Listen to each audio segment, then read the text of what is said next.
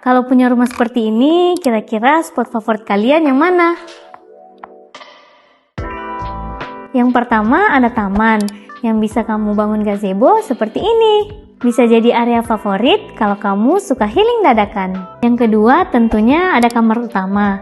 Punya kamar mandi dalam, dilengkapi walk-in closet, dan tidak lupa ada balkon.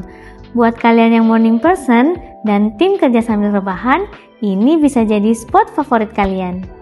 Kalau ini ruang keluarga, yang konsepnya open space, langsung nyambung ke dapur atau area makan. Ruang keluarganya terasa sangat luas karena memiliki ceiling yang tinggi. Bisa masak sambil nonton, ngobrol, atau awasin anak yang lagi main.